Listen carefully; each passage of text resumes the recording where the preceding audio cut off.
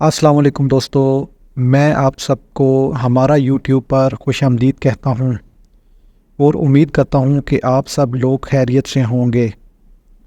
दोस्तों, इस वीडियो में मैं आपको बताऊँगा कि कैसे आप अपने घर में बैठकर अपना पासपोर्ट को रिन्यू कर सकते हैं और उसकी फ़ीस ऑनलाइन कैसे जमा करवा सकते हैं। आपने नया पासपोर्ट बनाना है या रिन्यू करना है या उसमें कोई मॉडिफ़िकेशन करवानी है, तजदीद करवानी है, तो वो भी अपने घर में ही बैठकर आप कर सकते हैं। इसका तरीक़ाकार इंतहाई आसान है। मैं आपको उसका तरीका बताऊंगा भी और दिखाऊंगा भी। तो सबसे पहले आपने क्या करना है कि अपने प्ले स्टोर से पासपोर्ट फ़ी आसान की एप्लीकेशन को डाउनलोड कर लेना है।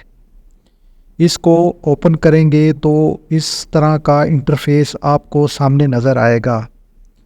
इसके बाद आपने यहाँ जाना है पासपोर्ट ई पेमेंट में। ये आपके सामने पासपोर्ट ई पेमेंट की ऑप्शन नज़र आ रही है।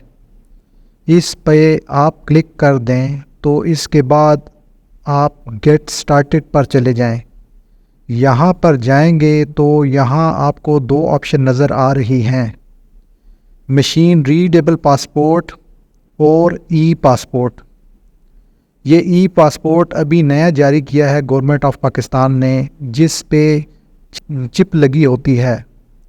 तो अभी हम जो कि मशीन रीडेबल पासपोर्ट है, इस पे क्लिक करते हैं।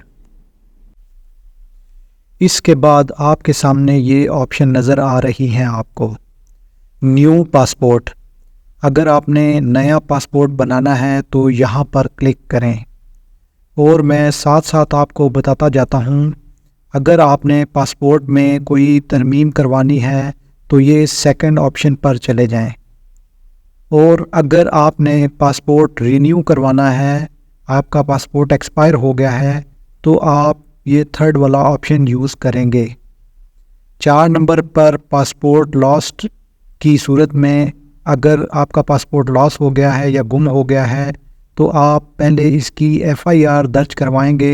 FIR की कॉपी आप साथ लेके जाएंगे और आपकी जो फ़ीस होगी वो डबल होगी।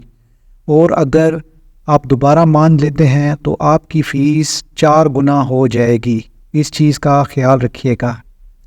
इसके बाद जी, पासपोर्ट डैमेज। अगर आपका पासपोर्ट पानी में गिर गया है, जल गया है या नुकसान हो गया है, ख़राब हो गया है, तो ये वाली ऑप्शन आप यूज़ करेंगे। इसी तरह आप नीचे जो है वो सफ़ात ख़त्म वाली ऑप्शन है। अगर आपके पासपोर्ट के सफ़ात ख़त्म हो गए हैं तो ये वाली ऑप्शन आप यूज़ करेंगे। तो इसके बाद हम न्यू पासपोर्ट पे क्लिक करेंगे तो इस तरह आपके सामने ये ऑप्शन आना शुरू हो जाएंगी। आपने नॉर्मल बनवाना है, अर्जेंट बनवाना है या फास्ट ट्रैक। नॉर्मल जो है कम से कम 1 महीने से 2 महीने लग जाएंगे नॉर्मल में, और अर्जेंट 20 दिन में, 20 वर्किंग डेज़ में आपको अर्जेंट मिलेगा। और ये जो फास्ट ट्रैक है, फास्ट ट्रैक 2 से 4 वर्किंग डेज़ में मिलेगा। तो इसमें हम अर्जेंट के ऊपर क्लिक कर लेते हैं। और अर्जेंट के बाद कितने सफ़ात वाला चाहिए आपको, 36 पेजेस वाला चाहिए या 72 पेजेस वाला। अब ये आपकी अपनी ज़रूरत के मुताबिक है। अगर आपने 1-2 दफ़ा ट्रैवल करना है तो आपके लिए काफ़ी है। अगर आपने सिर्फ उम्रे पे जाना है या कोई साल में 1 आध दफ़ा ट्रैवल करना है तो आपके लिए 36 पेजेस बहुत हैं। और अगर आपकी साल में 3-4 दफ़ा ट्रैवलिंग होती है तो फिर आप 72 पेजेस वाला बनवा सकते हैं। हम 36 वाला करते हैं। इसके बाद अगर आप 15 साल से नीचे हैं तो आप इस पर क्लिक कर दें, फिर आपका 5 साल का ही पासपोर्ट बनेगा। और अदरवाइज़ दोनों ऑप्शन आप यूज़ कर सकते हैं। अब ये एक चीज़ याद रखिएगा कि अगर आपकी उम्र 20 साल से कम है तो मैं समझता हूँ कि कम से कम आपको 5 साल का ही पासपोर्ट बनवाना चाहिए।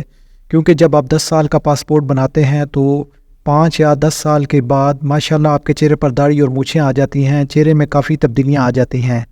और जब आप इंटरनेशनली ट्रैवल करते हैं तो वहाँ वहाँ एयरपोर्ट पर आपको देखते हैं यार इसकी तस्वीर में बहुत ज़्यादा फ़र्क है, तो वहाँ पर आपको बहुत ज़्यादा तहरीरी इन्वेस्टिगेशन का सामना करना पड़ता है।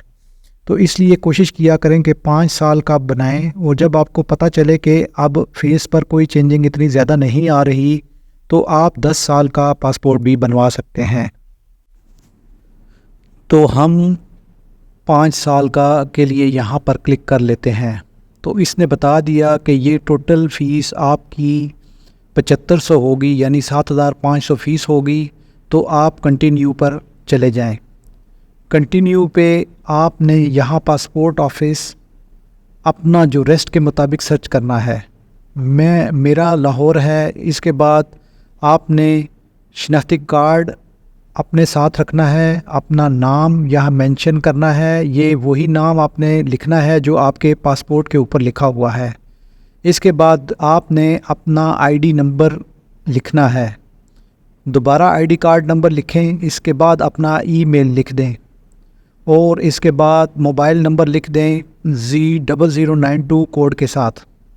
अच्छा, इसके बाद आपने जनरेट PSID पे क्लिक कर देना है और इस तरह आपके सामने ये शो हो जाएगा।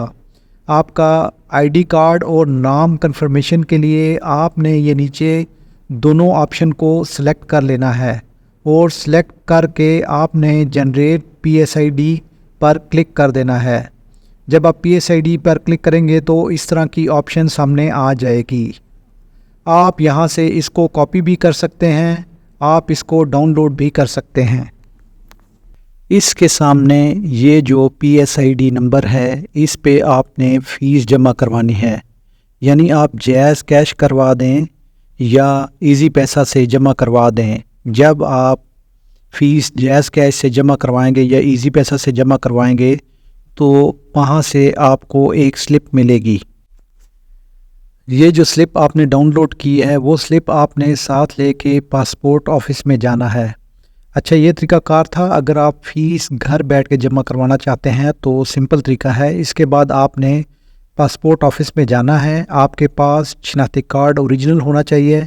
इसकी 2 कॉपीज़ ले लें।